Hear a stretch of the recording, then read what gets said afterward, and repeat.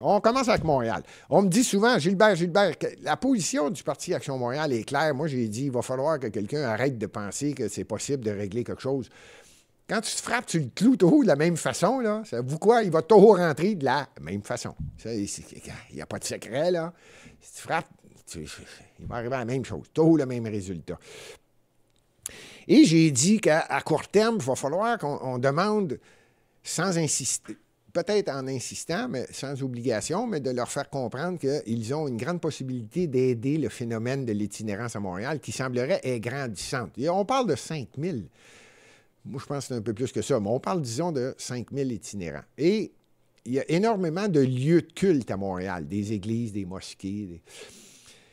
Et peut-être que ce serait bien de leur dire, regarde, pouvez-vous aider Montréal à court terme là, pour essayer de sortir ça de la rue? Parce que c'est Montréal au complet, là, c'est son visage qui est en train de devenir moins beau. Autant pour les touristes que ceux qui vivent à Montréal qui se sentent de moins en moins sécures. Parce qu'il y en a qui ont certaines maladies, il y en a qui ont une maladie mentale, il y en a qui sont dans la drogue, il y en a que la seringue leur pend encore après la veine.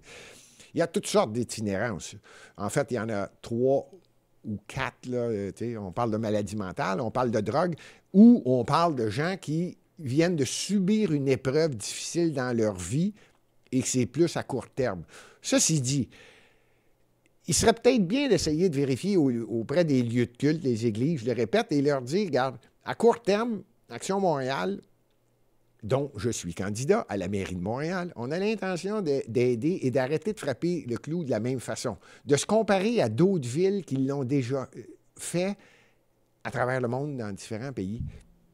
C'est-à-dire, trouvons donc un toit rapidement à ces gens-là et essayez de faire un suivi un peu plus serré sur ce qui arrive avec ces gens-là, de façon à ce qu'ils comprennent, regarde, on va t'aider, on comprend, mais tu vas t'aider également.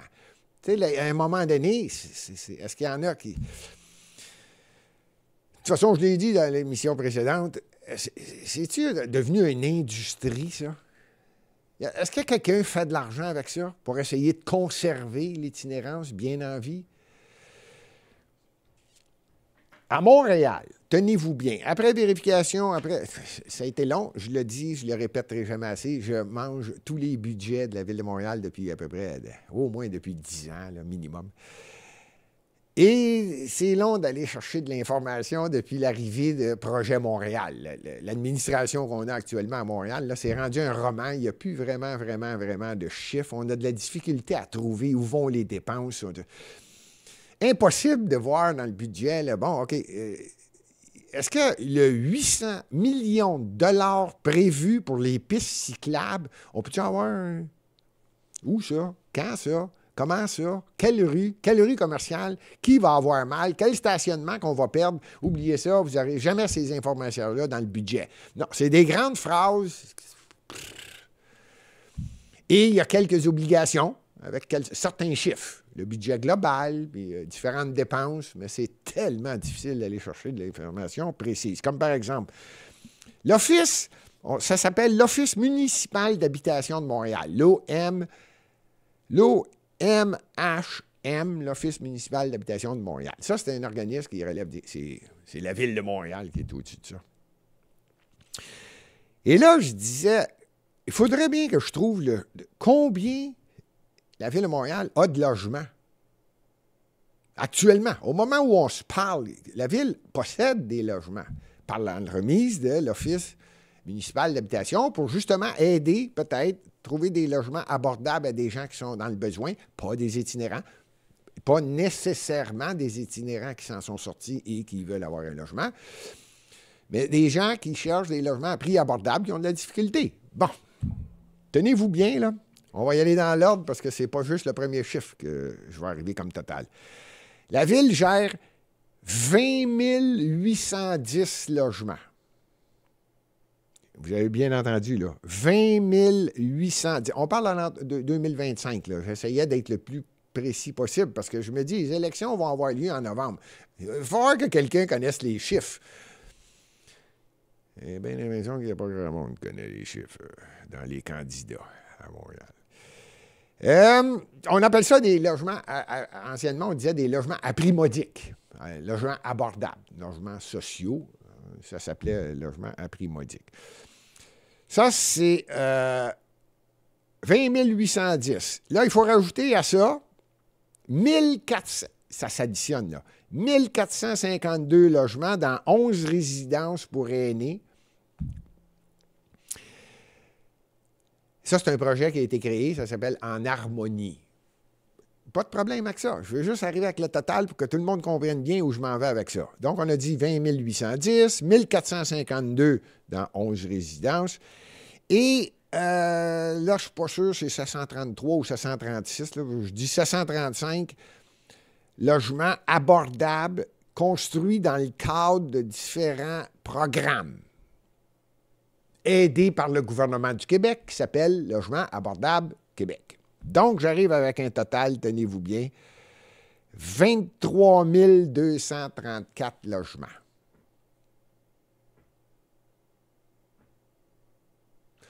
On dit à peu près partout dans tous les médias qu'il y a environ 5 000 itinérants qui ne sont pas dans ces logements-là. Et je me pose la question, OK, qui peut avoir ces 23 800 quelques logements de disponibles qui fait partie de ça? Un itinérant, il n'ira pas faire une application quelconque. Il y a tellement d'argent donné dans différents organismes bénévoles qu'on appelle des OBNL, ou appelez ça comme vous voulez, qui aident. Et je les respecte énormément, qui sont capables de faire la vérification d'un itinérant qui est en train de s'en sortir. Et lui est à une coche de s'en sortir et de se trouver un emploi ou d'être capable de subvenir à ses besoins. C'est une catégorie, ça, d'itinérants. Comment se fait-il qu'on n'a jamais pensé de dire, peut-on en libérer 1, 2, 3? Parce qu'oubliez pas que sortir un itinérant de la rue, c'est un exploit. Je n'essaie pas de dire que ça en prendrait 5 000 de disponibles. Non! Peut-être 20, 15, 30. Et donner la chance à un itinérant. Il n'y en a pas d'adresse. Il n'y a aucun endroit où il peut dire « je demeure là », il peut pas être citoyen, il est itinérant. Mais il est en train de sortir lentement. Les organismes à but sans lucratif qui viennent en aide à ces itinérants-là le voient. Il n'y a pas de communication, c'est malheureux, hein?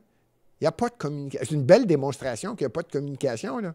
On essaie-tu de garder l'industrie de l'itinérance? C'est-tu payant? C'est-tu vraiment payant à un tel point que, bon, on va les garder comme ça, parce que nous autres, ça nous garde notre job.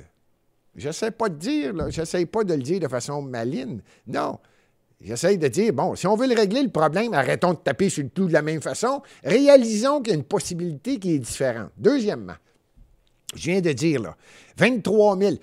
Je vais arrêter de le répéter, là, on parle de 23 250 logements. Bon, je parle même pas, tenez-vous bien, des 800, tenez-vous bien, là, 800 bâtiments actuellement à Montréal qui sont vides.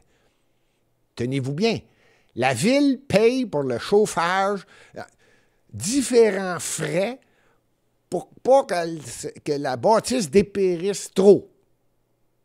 Les dépenses sont payées. Chauffage, électricité, la tuyauterie, il ne faut pas que ça pète, là, ça va empirer. 800 bâtiments à Montréal. Moi, parlez-moi de Soraya, là, Soraya de Ensemble Montréal ou Rabouin de Projet Montréal. Soraya, qui, elle, a vécu à Ottawa au cours des 10 dernières années, parachutée dans Ensemble Montréal. Moi, je connais Montréal! Oui, moi, je pense que tu connais rien.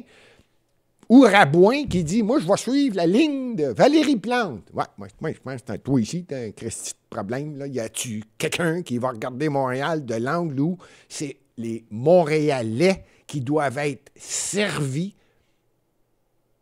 point, à la ligne?